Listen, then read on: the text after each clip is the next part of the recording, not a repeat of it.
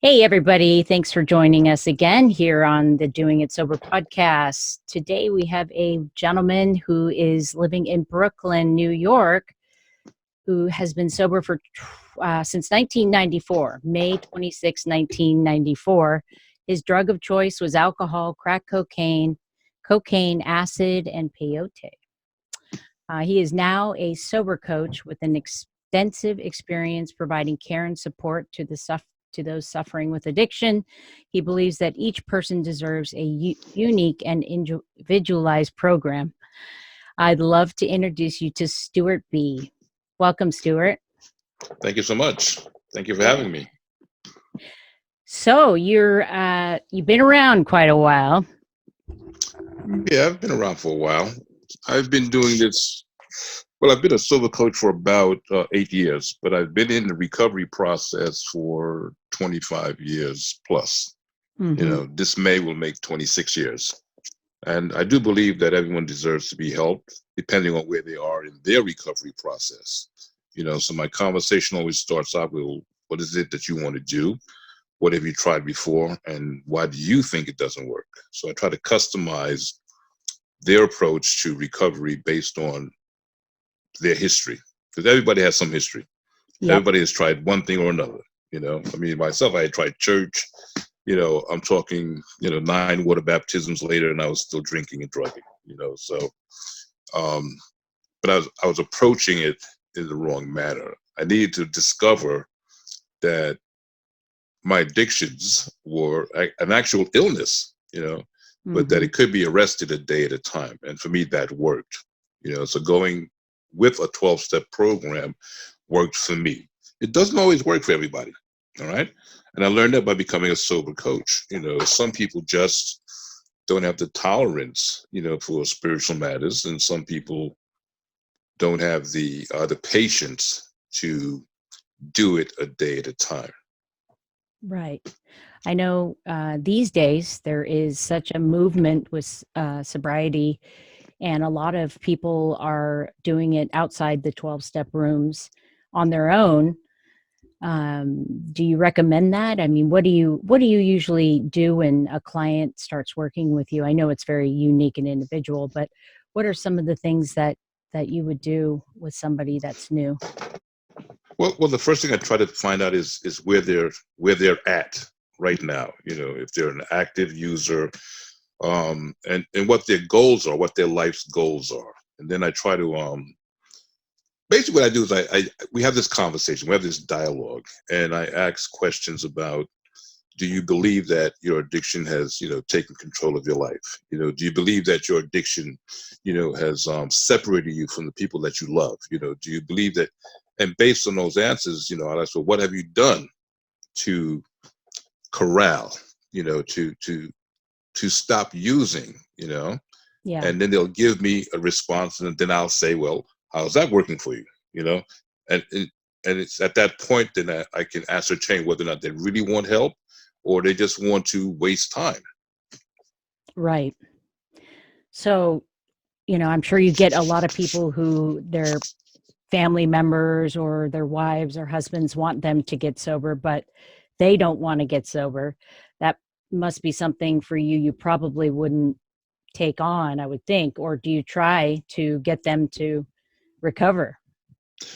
Well, what I found is that generally speaking, if they're coming to see me, there's an interest to needing to stop, not necessarily wanting to stop. So it's my job to turn that needing to stop into wanting to stop. And the only way that I found to be successful at that is to share my experience, my strength, and my hope. See? So once the identification process kicks in, I've sparked an interest, and if they're willing to continue to work with me, because I always ask that question also. So do you think this is something you would be interested in doing? And I pretty much always get an honest answer. Some say no, and they never come back. And others say yes, and they come back, and they have some movement forward, and then they slip backwards, But at least they continue to come, and they continue to try. And as long as they're willing to continue to try, I'm willing to continue to lead. and guide. That's all I can do. Yeah. Do you have any suggestions for people who've relapsed that feel guilty and ashamed? What do you usually tell your clients? I usually tell them, relapse is a reality. It's not a requirement to recover, but it is certain people's, reality. And there's no shame in falling. The shame is in remaining down. So Mm. you dust yourself off, you come back, and we'll try something else. We'll try a different treatment plan. Maybe I missed something in the sharing process. So now I have to listen closer. And if they're willing to be honest with me, we together, we can identify the block points in their life and move ahead. So there's no shame in relapsing. It's a Yeah, I reality. agree. Yeah, no What shame was at it? all. What brought you down? What was the final days that actually got you sober? What was the moment? I think the moment was being alone in another abandoned building. With no hope, no Yeah. future. And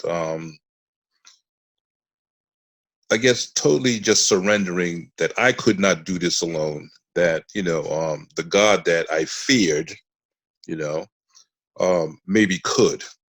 So I just said a prayer. Didn't know if it was going to work, you know, um, but I wanted the pain to stop. So I said this prayer. And be careful what you pray for, because sometimes you get it, and I got it. And I got it, and it's been an uphill journey ever since. So I'm willing to share, with anyone that it doesn't matter where you come into the recovery program. What matters though is that you stay. Yeah.